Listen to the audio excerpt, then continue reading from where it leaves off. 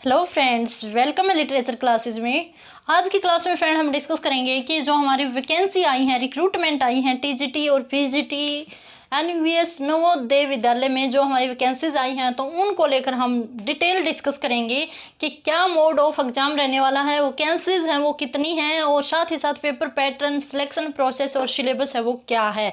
तो वाइडली हम डिस्कस करेंगे और देखेंगे कि कैसे तैयारी करें कि हमारा जो सिलेक्शन है वो श्योरिटी के साथ हो जाए। तो उसके लिए गाइज मेरे साथ लास्ट तक बने रहिए कि यहाँ हम देखेंगे कि हाउ कि कैसे हम क्या करें, तैयारी करें कि हमारा जो सिलेक्शन है वो एनवीएस में पीजीटी लेक्चरर के रूप में हो जाए। तो मेरे साथ बने रहिए।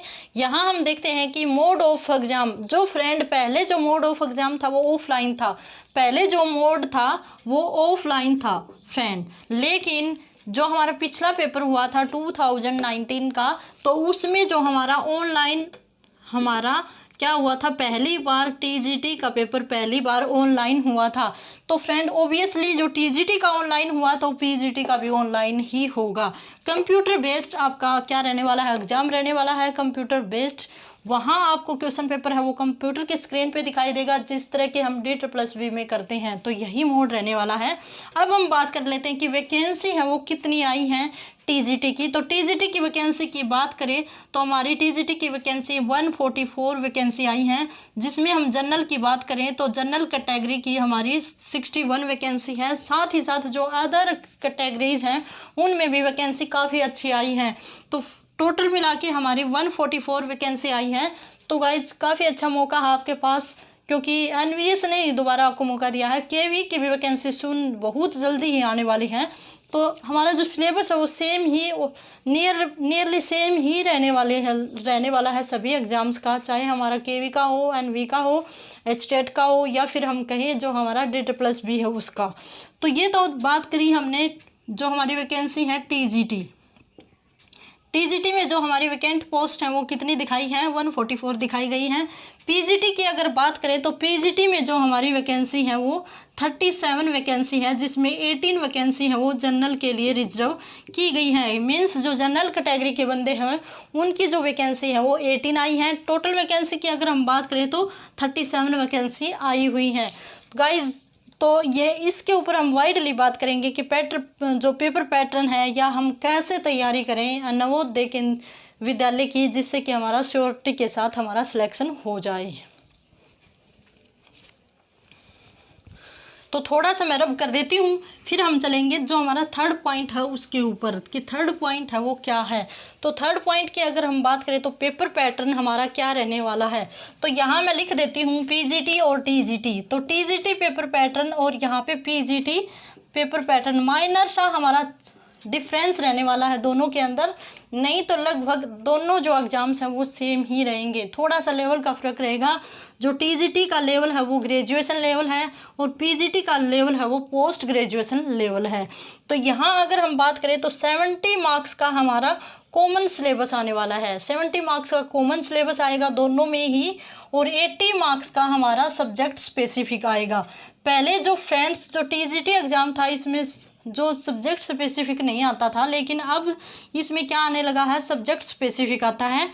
इसकी अगर हम बात करें 70 मार्क्स हैं वो किस किस में डिवाइड है। तो 70 मार्क्स के अंदर हम बात करें तो जीए है, जनरल अवेयरनेस है 10 मार्क्स की, दोनों में ही 10 मार्क्स की रहने वाली है। इसमें भी 10 मार्क्स की ही रहने वाली है पीजीटी में। फिर उसके बाद अगर हम चल ले तो रीजनिंग है वो जो टीजीटी है उसमें 10 मार्क्स की है, लेकिन जो पीजीटी है उसमें जो रीजनिंग है वो 20 मार्क्स की शो की है इन्होंने। ठीक है गाइज, यहाँ थोड़ा सा डिफरेंस रहता है। फिर उसके बाद अगर हम चले आगे तो आईसीटी है, नॉलेज ऑफ आईसीटी। ठीक है, तो आईसीटी की नॉलेज के लिए भी आपको 10 मार्क्स मिलेंगे, यहाँ भी आपको 10 मार्क्स ही मिलेंगे आईसीटी के लिए। ये फ्रेंड मैं आपको करवाऊंगी आईसीटी, जो कि हमारा पेडागोगिकल या हम कहें साइकोलॉजी बेस्ड हमारा टॉपिक रहता है, जिसमें टेक्नोलॉजी या फिर हम कहें कि टीचिंग के बारे में बताया गया है। ठीक है, फिर उसके बाद अगर हम बात करें तो हमारा है टीचिंग एप्टीट्यूड। ठीक है, तो वो भी हमारा 10 मार्क्स का आता है। यहाँ अगर हम पीजीटी की बात करें तो ऑल्सो 10 मार्क्स का ही हमारा क्या आता है, टीचिंग एप्टीट्यूड आता है। फिर उसके बाद अगर हम बात करें तो हमारा हिंदी और इंग्लिश लैंग्वेज आती है, हिंदी और इंग्लिश लैंग्वेज आती हैं, जो कि यहाँ पे 30 मार्क्स की आएंगी, क्योंकि एक लैंग्वेज और ले सकते हैं हम, रीजनल लैंग्वेज। जो टीजीटी है उसमें जो लैंग्वेज है वो 30 मार्क्स की आती हैं। जैसे हम हरियाणा से हैं तो हिंदी को ही हम 20 मार्क्स की ले लेंगे, लेकिन फ्रेंड जैसे तमिलनाडु से या फिर आसाम से जो लोग बिलोंग करते हैं तो वो अपने आसामी जो लैंग्वेज है उसको ले सकते हैं 10 मार्क्स के रूप में। तो हम हिंदी, इंग्लिश या किसी अदर लैंग्वेज को ले सकते हैं टीजीटी में। लेकिन पीजीटी में जो इंग्लिश है, जो हिंदी है, वो हमारी कितने मार्क्स की रहेगी, 20 ही मार्क्स की रहेगी। ठीक है, तो यहाँ 2 ही लैंग्वेज हम चूज करेंगे, लेकिन यहाँ पे हम 3 लैंग्वेज चूज कर सकते हैं। तो ओवरऑल की अगर हम बात करें तो 70 मार्क्स का हमारा ये पेपर बनता है, जो कि हम कॉमन पेपर बोल सकते हैं। वैसे तो हमारा जो पेपर है वो एक ही आएगा, लेकिन कॉमन सब्जेक्ट अलग से और जो हमारे सब्जेक्ट स्पेसिफिक है वो अलग से नंबर में डिवाइड किए गए हैं। तो आई होप सो गाइज यहाँ तक आपको क्लियर हो गया होगा। ठीक है, दोनों में ये 70 मार्क्स के कॉमन पेपर से रिलेटेड क्वेश्चन आते हैं। यहाँ जो 20 नंबर बना दिए थे वो यहाँ पे 30 नंबर बना दिए, ये डिफरेंस रहता है। अदरवाइज जो सिलेबस है वो आपका सेम ही रहेगा। आगे चलते हैं हमारे जो 80 मार्क्स में, कि जो 80 मार्क्स का जो सिलेबस है वो कहाँ से आता है। तो फ्रेंड हम बात करें तो 80 मार्क्स का जो सिलेबस है पीजीटी का तो इन्होंने साइट पे डाल रखा है, लेकिन फ्रेंड फिर भी उसमें हेर फेर करके ही हमारे क्वेश्चंस आते हैं, क्यों जो कि इन्होंने सिलेबस डाला हुआ है उससे अदर क्वेश्चंस भी आते हैं। जैसे इन्होंने जो हमारी एज रहती है, जो 18th सेंचुरी की जो एज रहती है, उसमें उन्होंने 4-5 ही राइटर दिखाए हैं जो कि रोमांटिक एज से रिलेट करते हैं। लेकिन अदरवाइज जो मिल्टन वगैरह, स्पेंसर वगैरह या पोप हैं, उनका इन्होंने नाम ही नहीं लिखा, लेकिन वहाँ से क्वेश्चन वो काफ़ी पूछते हैं। तो दोनों का जो लेवल है वो इक्वल सा ही रहने वाला है, सेम तैयारी चलेगी। तो दोनों एग्जाम आप फिल करिए, दोनों को फिल करें, क्योंकि पीजीटी में ही आपकी टीजीटी की तैयारी होगी। ठीक है, तो यहाँ अगर हम बात करें तो इनका जो फर्स्ट टॉपिक है वो शेक्सपियर लिख रखा है इन्होंने। शेक्सपियर ओनली शेक्सपियर से क्वेश्चन नहीं आते। ठीक है, शेक्सपियर ओनली शेक्सपियर से क्वेश्चन नहीं आते, क्योंकि क्वेश्चन है वो मिल्टन से, स्पेंसर से भी पूछे जाते हैं। साथ ही साथ एक आधा क्वेश्चन है वो चौसर से भी पूछ लिया जाता है। फिर अगर उसके बाद हम बात करें तो जो हमारी 17th सेंचुरी है जिसमें पोप हैं या हम कहें सैमुअल जॉनसन हैं, ड्राइडन है, वहाँ से भी क्वेश्चन है वो पूछे जाते हैं। तो जितने भी हमारे इम्पोर्टेंट राइटर पोइट रहते हैं उनको हमें करते चलना है। इसमें अगर हम बात करें तो पोप, ड्राइडन और Johnson, Ben Jonson, university weeds है, वहाँ से भी क्वेश्चन पूछा जाता है। फिर अगर हम बात करें तो रोमांटिक जो हमारी एज है वहाँ से अगर हम बात करें तो जो वर्ड्सवर्थ हैं, कीट्स हैं, बायरन हैं, कोलरिज हैं, तो वहाँ से भी काफ़ी क्वेश्चन है वो शैली से पूछे जाते हैं। तो हमारी रोमांटिक एज भी हमें अच्छे से करनी है। फिर उसके बाद अगर हम बात करें तो विक्टोरियन जो हमारी एज है वहाँ से काफ़ी क्वेश्चन पूछे जाते हैं।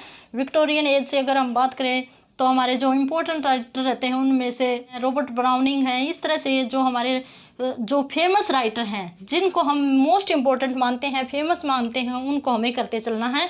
फिर अगर हम मॉडर्न एरा की बात करते हैं तो मॉडर्न एरा में टी.एस. इलियट है, W.B. येट्स हैं। तो इस तरह के हमारे राइटर पूछे जाते हैं। साथ ही साथ अमेरिकन इंग्लिश राइटिंग से भी हमारे क्वेश्चन पूछे जाते हैं। अमेरिकन इंग्लिश राइटिंग में बात करें तो रॉबर्ट फ्रॉस्ट हैं, हेमिंगवे हैं, फिर उसके साथ साथ जो वॉल्ट विटमैन हैं। तो मॉडर्न जो हमारा इंग्लिश लिटरेचर है या हम कहें अमेरिका का जो इंग्लिश लिटरेचर है वहाँ से इम्पोर्टेंट राइटर हैं, उनको भी हमें करते चलना है।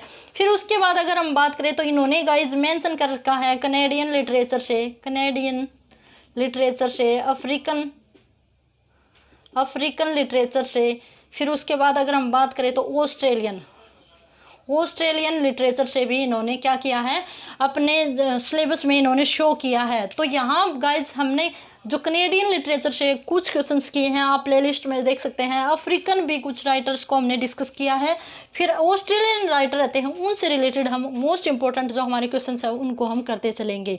ठीक है गाइज, ये तो बात हुई हमारी जो इंग्लिश लिटरेचर से रिलेटेड। ये गाइज लेवल में फ़र्क रहेगा टीजीटी और पीजीटी का। पीजीटी का लेवल हाई आता है, लेकिन टीजीटी का लेवल है वो मॉडरेट आता है। फिर गाइज अगर इसी में अगर हम बात करें तो 80 मार्क्स में हमारा लिटरेचर आ गया। फिर उसके साथ साथ अगर हम बात करें तो 80 मार्क्स में ये हमारी ग्रामर आएगी। क्या आएगी? 80 मार्क्स में ये हमारी ग्रामर आएगी। तो ग्रामर की अगर हम बात करें तो जितने भी हमारे ग्रामर की जो बेसिक ग्रामर है वहाँ से क्वेश्चन है वो पूछे जाएंगे। जैसे डिटर्मिनर्स हैं, एडजेक्टिव है, पार्ट्स ऑफ स्पीच सभी लेके चलना है, फिगर ऑफ स्पीच लेके चलना है, कंप्रीहेंशन है वो भी पूछे जाएंगे आपसे। 1-2 कंप्रीहेंशन आपको ज़रूर ही देख के जाना है, या फिर हम कहीं देखने को मिलेंगे एग्जाम में। ठीक है। फिर उसके बाद अगर हम बात करें तो पैडागोजी इन्होंने अलग से 20 मार्क्स की बताई है। ठीक है, पैडागोजी है वो अलग से 20 मार्क्स की बताई है कि जो हमारी इंग्लिश की पैडागोजी है, इंग्लिश सब्जेक्ट की पैडागोजी है, जिसमें मेथड्स हैं या फिर हम कहें अप्रोचेज हैं, तो वहाँ से आपको क्वेश्चंस हैं वो देखने को मिलेंगे। साथ ही साथ जो हमारे एक आधे जो विधियाँ हैं या हम कहें मेथड या फिर हमारे जो साइकोलॉजिकल क्वेश्चंस भी यहाँ से पूछे जाएंगे, साइकोलॉजी बेस्ड। ठीक है गाइज, तो आई होप सो गाइज ये काफ़ी इंपॉर्टेंट रहेगा, ओनली लेवल का फ़र्क रहेगा। फिर गाइज एक बात मैंने आपको बताई नहीं, जो कि लैंग्वेज में जो हमारा कॉमन पेपर था उसमें जो लैंग्वेज हैं हिंदी और इंग्लिश, हिंदी एंड जो इंग्लिश लैंग्वेज है उसमें दोनों में आपको 40% लेने मस्ट है। अगर आप 40% लेते हो तो ही आपका जो लिटरेचर का या हम कहें सब्जेक्ट स्पेसिफिक पेपर है वो चेक किया जाएगा, अदरवाइज नहीं लेते हो तो आपका ये पेपर चेक नहीं होगा। तो इसमें 40% का मतलब ये है कि 10 में से आपको 4 नंबर ज़रूरी हैं, दोनों में ही 4 नंबर इंग्लिश में आने चाहिए, 4 ही आपके हिंदी में आने चाहिए। अगर इनमें आप 4 नंबर नहीं लेते हो तो ये आपका पेपर चेक ही नहीं होगा, चाहे आपने कितना भी अच्छा कर रखा हो। तो आई होप सो गाइज ये आपका सिलेबस था जो काफ़ी इम्पोर्टेंट है। और अब हम बात करें तो इनका जो सिलेक्शन प्रोसेस है, ठीक है, उसकी अगर हम बात करें सिलेक्शन प्रोसेस की, तो फ्रेंड जो हमारे एनवीएस का जो प्रोसेस है सिलेक्शन का वो इतना ज़्यादा लंबा नहीं है, क्योंकि अब इन्होंने रिक्रूटमेंट दी है 3 से 4 महीने के अंदर आपका क्या हो जाएगा, एग्ज़ाम है वो कंडक्ट करवा लिया जाएगा। ठीक है, और उसके ही कुछ दिन बाद 2-3 महीने बाद आपका रिज़ल्ट आएगा जिसमें आपको कट ऑफ, यहाँ पे हम कट ऑफ देखते हैं, जो कट ऑफ जाती है तो कट ऑफ के बेस पे जो कैंडिडेट हैं उनको बुलाया जाएगा, उनके पास मेल उनका रिजल्ट भेजा जाएगा, फिर उनको बुलाया जाएगा। और फिर आपका पहले इंटरव्यू नहीं थे, अब तक के जितने भी हमारे क्या रहे हैं एग्ज़ाम रहे हैं उनमें इंटरव्यू नहीं था, लेकिन फ्रेंड अब हम देखते हैं कि यहाँ इंटरव्यू भी कंडक्ट करवाने लग गए हैं। अब जो हमारा एग्ज़ाम होगा वो उसमें चाहे हमारा पीजीटी हो या टीजीटी हो, दोनों में ही क्या करवाया जाएगा, इंटरव्यू कंडक्ट करवाया जाएगा। तो आपको पर्सनल तौर पर भी आपको जो डेमो है वो भी लेके देख सकते हैं पर्सनल इंटरेक्शन के द्वारा, और आपसे वैसे भी जो इंटरव्यू है वो लिया जाएगा। ठीक है, तो ये आपको काफ़ी मस्ट करके जाना है। फिर गाइस इसकी जो कट ऑफ है उसमें मान लो इन्होंने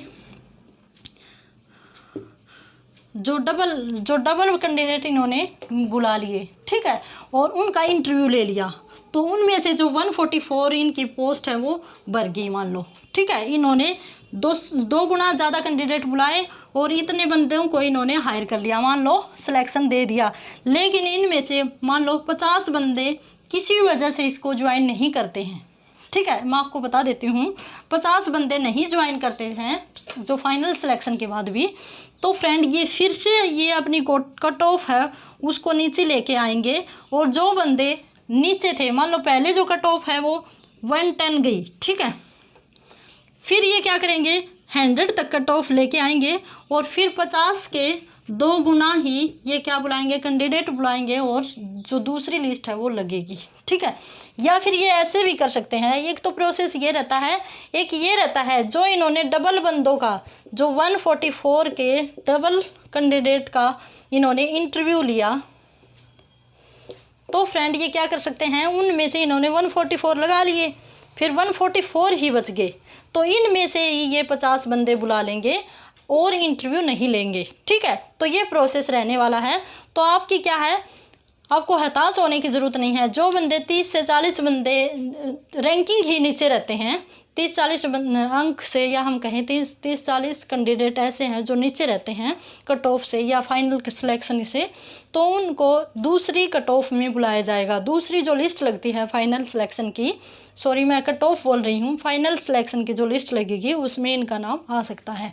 तो ऐसे जो एनवीएस है वो दोबारा रिक्रूटमेंट नहीं करता, जो इन्होंने रिक्रूटमेंट निकाली है उसी में से ये अपने सिलेक्शन कर लेता है। ठीक है गाइज, तो ये हमारा सिलेक्शन प्रोसेस था। तो आई होप सो काफ़ी बेनिफिशियल रहेगी आपकी क्लास, आपके लिए काफ़ी हेल्पफुल रहेगी। और फिर भी कोई क्वेरी या कमेंट वगैरह हो तो आप मेरे को कमेंट बॉक्स में डाल देना। एक बात रहती है इनकी क्वालिफ़िकेशन से रिलेटेड, वो भी कर लेते हैं। जो क्वालिफ़िकेशन है वो क्या रहने वाली है, टीजीटी और पीजीटी इंग्लिश की। तो फ्रेंड हम बात कर लेते हैं पहले टीजीटी की। टीजीटी की बात करें तो इन्होंने बीए मांगा है, जो हमारी, मैं इंग्लिश की बात कर रही हूँ बेसिकली। हाँ, ये रूल सभी को फॉलो करता है कि जो हमारे फिजिक्स के हैं, केमिस्ट्री के हैं, या हमारे साइंस के हैं, सोशल साइंस के हैं, तो उनमें भी यही रूल रहने वाला है। तो बीए में एग्रीगेट 50% होने चाहिए इंग्लिश में। ठीक है, कितने होने चाहिए, 50% होने चाहिए बीए में। तीनों साल के मिला के जो कंपलसरी इंग्लिश है उसमें कितने परसेंट चाहिए, 50%। और साथ में हमारा बीएड का या 4 इयर्स डिप्लोमा किसी भी स्ट्रीम में, बीएड में ये सब्जेक्ट नहीं देखते, यहाँ केवल सब्जेक्ट देखते हैं कि इन्होंने जो बीए में 50% है या नहीं है इनके। तो ये तो क्वालिफिकेशन थी इनकी टीजीटी की। साथ में हमारा सीटेट होना काफ़ी ज़रूरी है, सीटेट लेवल 2 का, सीटेट लेवल 2 का होना काफ़ी ज़रूरी है। अगर आपके पास सीटेट नहीं है तो आप अप्लाई नहीं कर सकते। ठीक है, दूसरी अगर हम बात करें पीजीटी की, तो पीजीटी की बात करते हैं तो इन्होंने बीएड के सब्जेक्ट को कोई तवज्जो नहीं दी है। बीएड में आपके पास कोई भी सब्जेक्ट हो सकते हैं, लेकिन जो एमए है, मैं इंग्लिश की बात कर रही हूँ, जो एमए है उसमें 50% इन्होंने बोला है। बीएड है वो किसी भी सब्जेक्ट से आप कर सकते हो। ठीक है, ये इन्होंने कंडीशन लगाई है। बीए जो पीजीटी है उसमें न तो सीटेट की ज़रूरत है और ना ही किसी दूसरे टेट की, क्योंकि टेट है वो पीजीटी लेवल पे होता ही नहीं है। तो गाइज़ आई होप सो काफ़ी बेनिफिशियल रहेगी। कमेंट बॉक्स में बताना आपके लिए कितनी हेल्पफुल रही। और इसी के साथ have a good day and best of luck.